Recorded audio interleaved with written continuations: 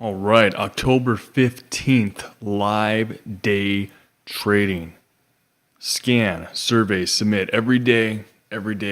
Same call to action.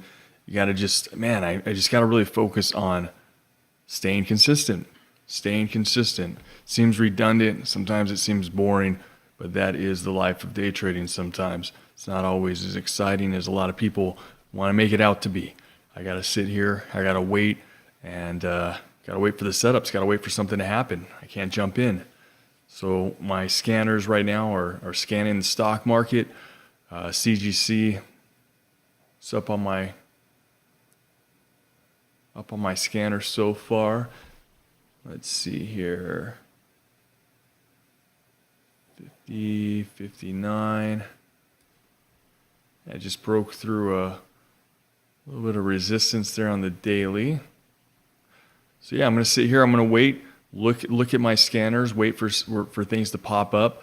Scan it, and then when the stocks pop up, I'm going to survey them. I'm going to go technical analysis. I'm going to use technical analysis. Going to look for supply. Going to look for demand. Going to look for opportunities to buy, opportunities to sell, and then I'm going to submit orders. I gotta just focus on not being distracted. I've been up since 3 a.m. I got like 2-3 hours sleep last night, so super tired. The life of having a new baby in the house. So especially on days like today, I really have to stay focused. I can't get creative. Too tired to get creative. I gotta stick to my rules. And I just got to remember the whole purpose of this exercise, of doing this trading, is to gather data. I'm running my algorithms. I'm still in the process of creating some of them. I'm getting a lot of progress. So I'm really looking forward to all this data that I've been collecting for like the last 6 months or so, to really start running it through and just see what potentials are out there, setups, how I can be improving on my trade entries, how I can improve on my exits, my stop losses, kind of the whole 9 yards. So right now, not a lot going on. I mean, two stocks, that's it. Not a whole lot going on. I can't do anything before 9:35, so I'm going to sit here and I'm going to wait until 9:35 and see what happens. All right, so 2 stocks. That's all that's on my scanner. CGC, TNDM. Okay, so let's see if there's any areas of supply, any areas of demand that I can possibly see. Looking at the 1 minute, the 5 minute, and the daily. On this screen here, all you see is the 1 minute and the 5 minute, but I've got a total of 6 screens that I'm looking at, so this actually looks pretty interesting in here. So on CGC, the range so far is about $1.52. So if I were to get into this trade, I'd want to take between a 20 and 40 cent. So this would be my stop. So let's see, 20 would be, so basically what I'd want to do, I'd want to get in, if it came right around the 51, I can take a 30 cent stop. So actually I think I'm going to go ahead and place that buy order right around 51, and I'm going to place a 30 cent stop.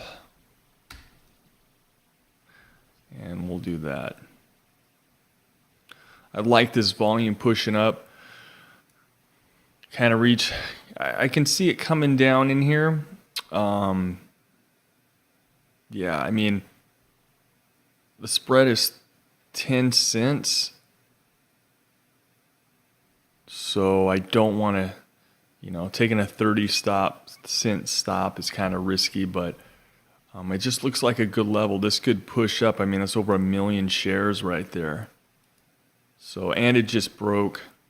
If you look on the daily, so this was all some resistance right here, and it broke right through it. And it's an ascending wedge. See how it's coming up right here? It just broke. So to me, that looks like a good place. Excuse me. It looks like it's got some strong bias to it. So if it comes down to the VWAP, and this area right here, it looked like there was something going on. It came down and then it rejected from this 75 level. So if I get around 51, I set my stop at 70. I think that's a pretty good spot. And 2 to 1, 60. I think it could easily go back up to 60, give me my 2 to 1. So trades like this are a little hard because sometimes it'll just come up into this area and bounce. But I'd have to set my stop at 50 cents. 50 cents is just too big of a stop. I don't want to set a stop at 50 cents.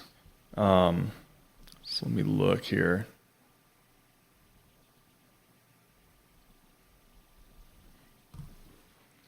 Check out the other.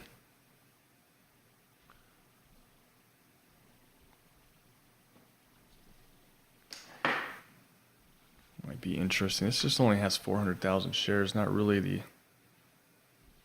Let me see back here.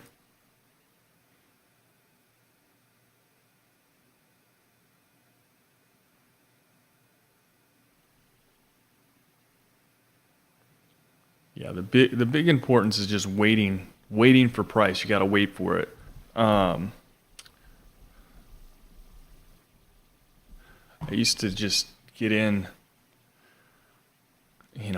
just all the time. A lot of the reason I would get in on these things is because of what I saw in chat rooms, what I kind of saw other people doing. Other people were claiming they're making money every day, and they're just buying, and oh, it broke this, get in, broke this, get in. But what I didn't realize was that some of these guys, they got really large chat rooms, and they're trading these super low float stocks. So when they're getting in and they're telling everybody get in, get in, get in, it's good potential for you look at possibilities versus probabilities, and the probability that some of their chat room members are going to get in, and the probability of that pushing the stock up, yeah.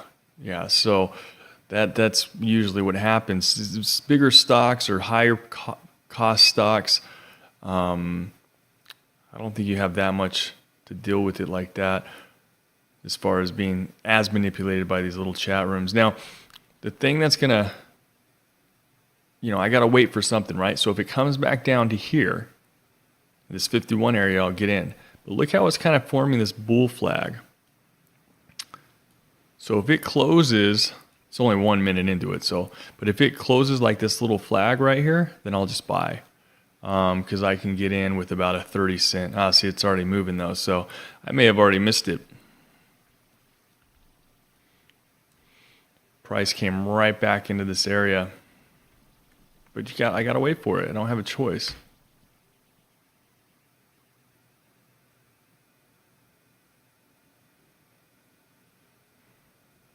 All depends on how big a stops you want. I like smaller stops. It means I have to wait for price usually to pull back a little bit further.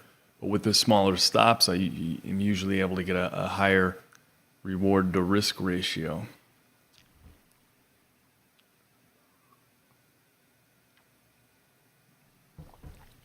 Just really important that you wait for it. Wait. I see you read a lot of books, you see a lot of interviews, and a lot of guys who are patient, those are the guys who tend to make the big money. So, look, this is moving without me. That always sucks. When you know it's going to go up, but you kind of struggle with where to get in. Hindsight, that technical analysis hindsight, it's always 20/20, right? So what I do see here, it kind of has this level. price shot down and shot back up. So that means there's rejection right here, right? Price came down and shot up. So when it came back down, this actually would have been a good entry with a stop just under here. Low 05. I mean, because you could have got a 20 cents. That's actually pretty good. But the problem was, what was the spread right there? 10, 15 cents.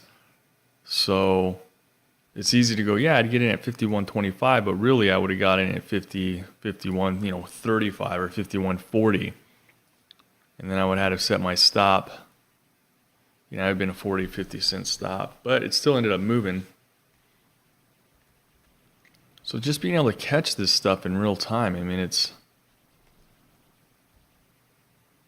separates the champs from the chumps, Now this is getting some volume up in here. So there might be a little bit of a turnaround, maybe come back into this area for another buy, but can't really rush it. Just trying to be more and more patient. It's like when you start trading, you're so eager to lose money, it seems like you don't know what the hell you're doing, but you just placing trades. I mean, I started trading in 2005. God, so eager. Losing money.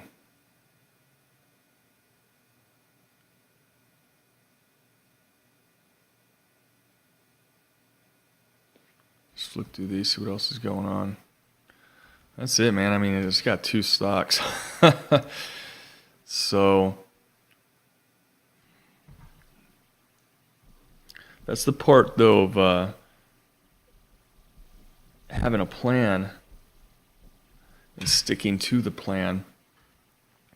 A lot of my trading over the last couple of years, it has, there's kind of been a plan, but not really, you know what I mean?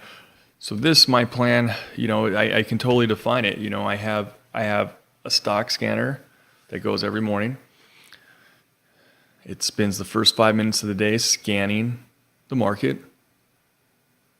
And then it looks for volatility, it looks for volume, and then it returns stocks to me, all within the first 5 minutes. And whatever it returns, that's what I trade. And I cannot trade anything else. So some days it returns 2 stocks. Sometimes, I don't think it's ever returned 0, but it usually at least 1.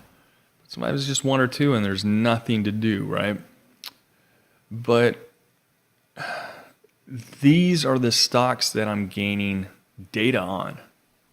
And that's what's so important. These are the stocks that I'm running through my algorithms, and I have some kind of consistency. I have some kind of, okay, these are my filters. This is what I'm looking for, and then after I have, 6 months, a year's worth of data of going for the same kind of circumstances for these stocks, hopefully I'll be able to gain some kind of probabilistic edge where I can understand, hey, when this happens, then that happens, Like that's one of the things I'm working on, this big, strong 5-minute bar. I mean, look at that.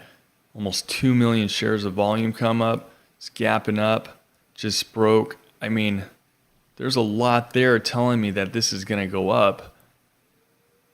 But I wanted a tighter stop, so I missed the move. So just from experience, I kind of knew this was going up.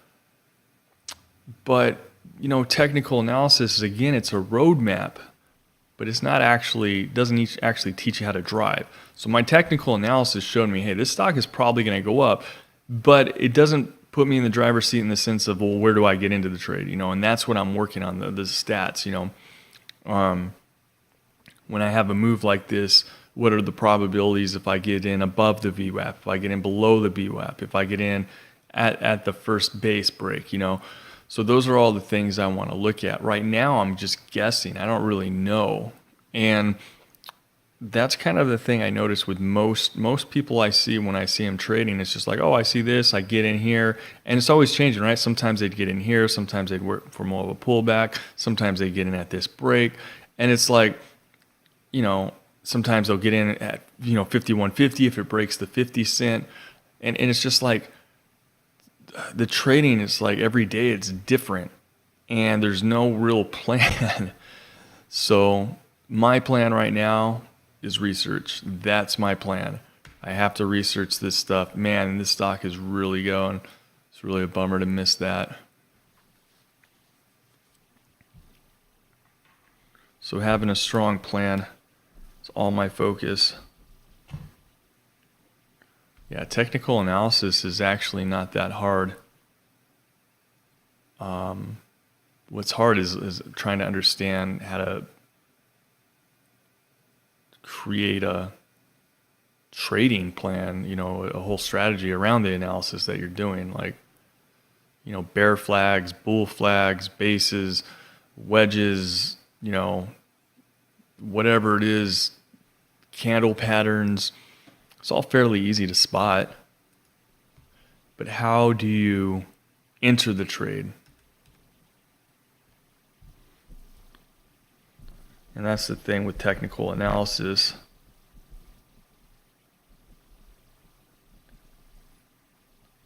It's not, it's not enough. It's not enough. It's not enough to know where the stock is going. You have to know where to get in, where to get out.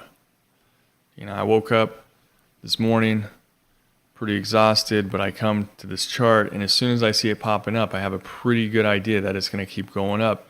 So I set my buy order. Didn't reach my buy order, but I had a really strong feeling that this stock was going to go up, just from the technical analysis, right? It gapped up over yesterday's high. So if you look, so this was yesterday's high, right? So it gapped above yesterday's high. And then also, if you look, you had this ascending wedge, and you had this level right here. So look where I put my buy order. I mean, it's right around this level if it came down and retested. Unfortunately, it didn't. And that's the thing. Technical analysis showed me like, hey, this stock's probably going up, but that doesn't show me where to get in. I see a lot of people wanting to study chart patterns, which is good, but it's not really that difficult. It's the entries, the exits. I mean, that's the hard shit, right? I've spent thousands and thousands of dollars on trading education. They show me technical analysis and this and that.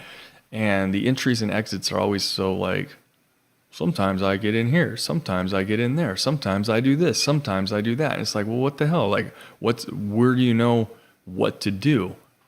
Like, what's the statistical bias? We have our own emotional bias, our recency bias. We have a lot of biases that we trade off of. Very rarely do we actually trade off a statistical bias, and that's what I'm looking to trade off of. A statistical bias is really, well, I'm taking some notes here.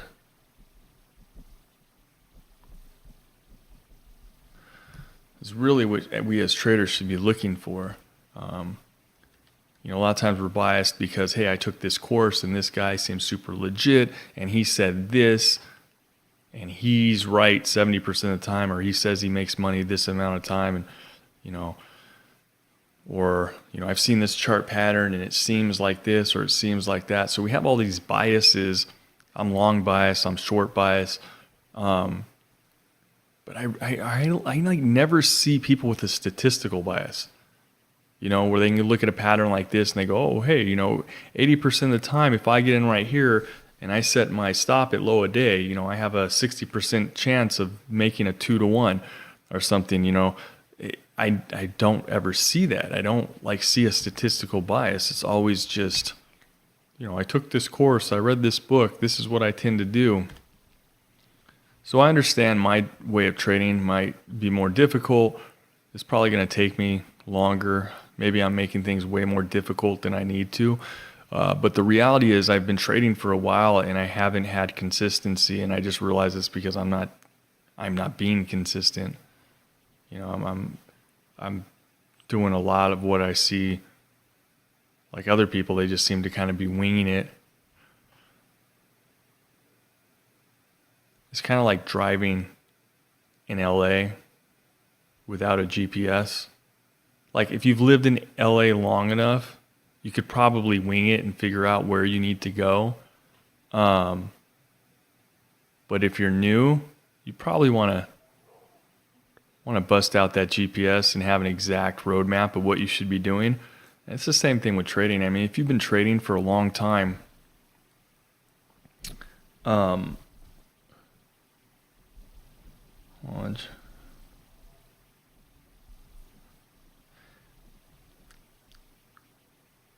you've been trading for a long time, then you kind of have maybe an intuitive sense of direction, just like if you lived in LA or if you lived, any big city. If you've lived there your whole life, you may have a sense of direction. And if you've been trading, you may have a sense of direction and it kind of can guide you. But for people who are new or people who are starting out or people who just moved into town, man, you're going to want a GPS. You're going to want an exact roadmap. This is where I get on the freeway. This is where I get out. This is the speed limit. This is this is that. It's the same thing with trading. I want to know exactly where do I get in? Where do I get out? What's the kind of share size should I be taking? Like, I need an exact, like a trading GPS. I need a trading roadmap to be exact. I don't want to be guessing. Some of these guys you see, on YouTube or whatever, they've been doing it for so long that they can just kind of feel it and just kind of go with it. But then the problem is, and they say stuff like, oh, just keep it simple. Okay, well, that's great if you know what the hell you're doing. If you don't know what the hell you're doing, then keeping it simple is kind of impossible. So I'm always looking for that trading GPS. Kind of going through.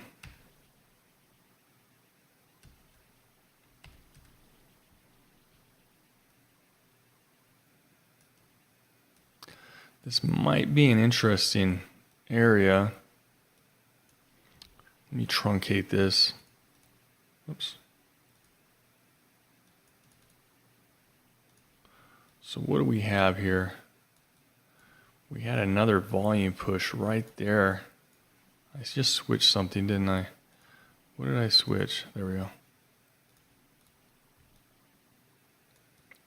So this looks like a very 75. Whew. I mean, this looks like a good place to get in right here. It kind of created a level, and then you had another volume push right in here. But if you get in here, you have to set your stop, and I don't feel like taking a 50-cent stop.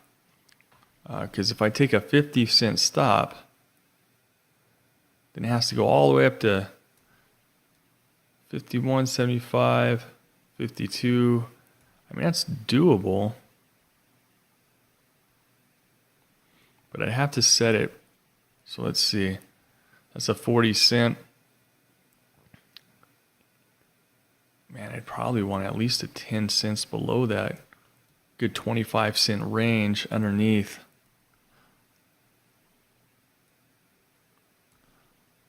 So if I do 40 cents, actually, let me just cancel this order.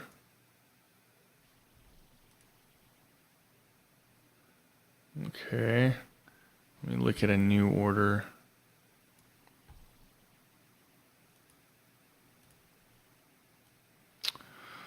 So let's see where to place the entry. If I want 50 cents, 60 down, 65, put me down to 15. I mean, that's about as low as I can go.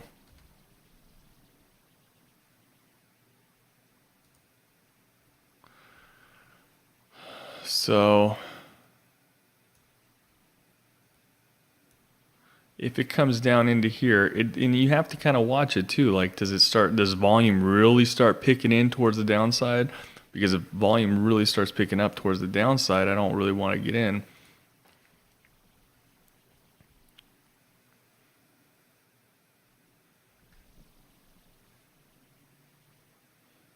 So I'm going to sit and wait for that for a while.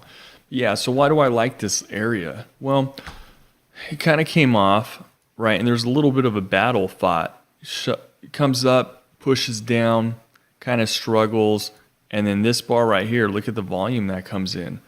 200 plus thousand shares, and then that's kind of like the excitement bar off of this break. It just really kind of shoots up from there.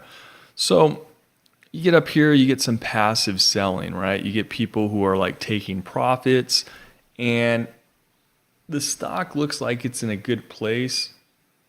I don't know. It is coming up to a resistance on the daily. But I don't see, look how light the volume is up here. So there's not a lot of buyers, not a lot of sellers, but there were buyers, you know what I mean? So if you get some people selling off, taking some profits, price starts drifting back down, comes around the VWAP area, and I don't use the VWAP as a hard, fast rule, just kind of a guideline. Then I just think there might be some potential for more buyers, because what happened here? You had this struggle that was buyers and sellers fighting it out, and the buyers won. So if it comes back down to that area, maybe the buyers will win again. You can't know the future, but you can look at the past and go, hey, this was, it's kind of like you look at two fighters, and if you got one fighter that's always kicking the crap out of the other fighter, then who are the odds? You go to Vegas, the odds are going to be against the guy who usually wins. I think trading is the same thing. You got the Bulls and the Bears. They're duking it out. The Bulls win. So if they come and fight again, maybe they'll win again, But anyways, we're going to see. I'm just going to kind of set that there. And then, I'll have to check back, see what's going on.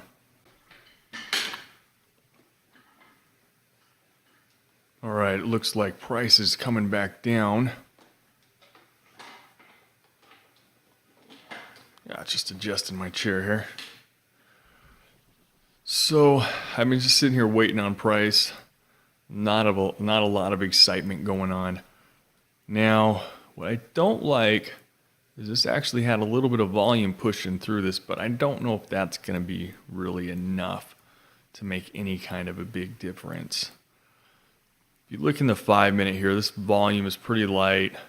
And even this big move down, 300,000 shares, this is lighter volume than these over here. So it might get stuck here. So if price ends up getting stuck here, I may look to buy. Because look at that, how the volume right there, it is catching a lot of volume.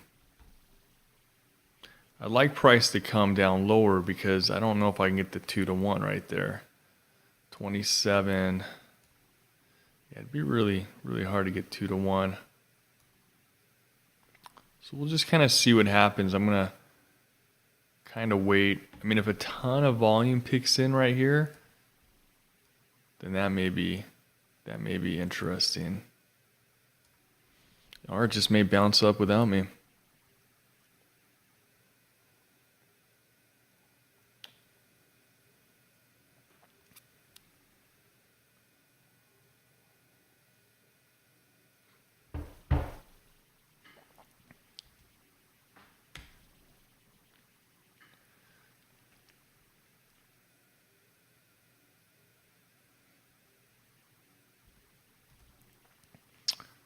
There you go. And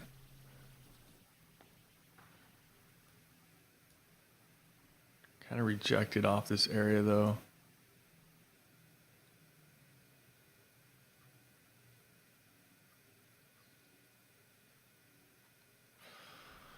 What I like to see is the amateurs bailing out. So people are buying or selling and they see this move, and then like just the pros step out of the way for a minute, right?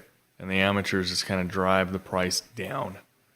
And then the pros just start stepping and go, nope, that's where I'm going to buy. That's where I'm going to buy.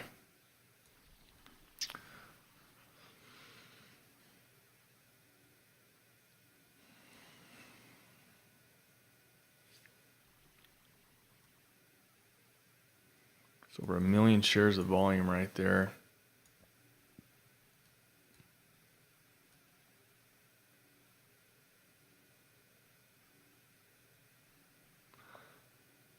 Yeah, so if I get in here, my stop's going to be underneath this area, this congestion area. And it's going to be, so I think it might be a decent place to get in, but we'll have to wait and see.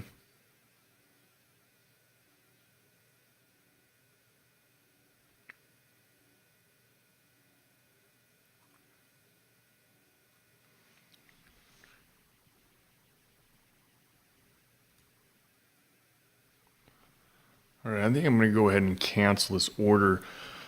And the reason is because price has finally made like a good pivot low right here. And that might have been the bounce I was looking for, just didn't get low enough. I wanted price to kind of come down and go up, but now it may actually start trending lower, which I'm not a big fan of. I like it when it just kind of makes quick moves into your area and then you can kind of buy them up. So I'm going to cancel this order, and then CGC we'll have to see how it played out tomorrow when we look through it. But other than that, I mean, it's 10:30. I don't usually place trades after 10:30, so yeah, that's going to be it for today.